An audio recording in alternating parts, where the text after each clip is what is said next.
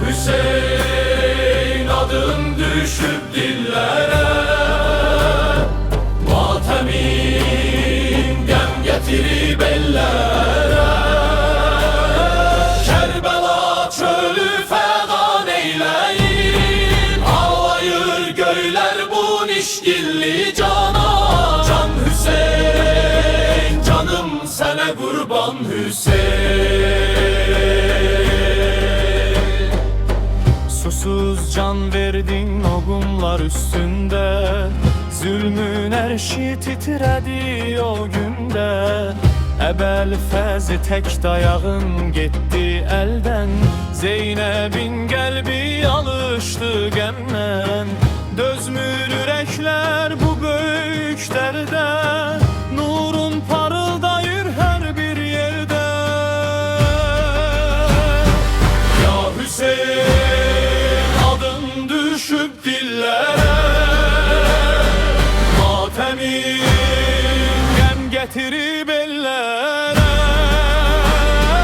Kerbela çölü fegan eyleyin, ağlayır göyler bu niskilli cana.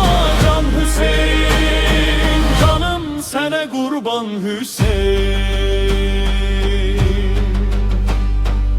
Sen şeref verdin bu dine, imana, kanınla ders verdin her bir zamana.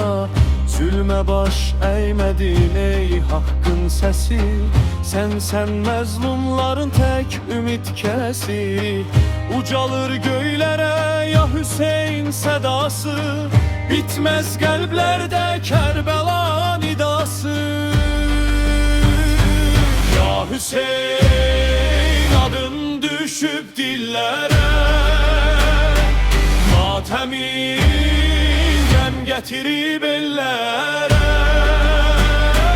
Kerbela çölü fegan eyleyin, ağlayır göyler bu nişgilli cana. Can Hüseyin, canım sana kurban Hüseyin. Kerbela torpağı şahittir sana, aşıktır bu ümmet senin dinine. Sen can verdin İslam yaşasın diye, adın ucaldı her an göylere.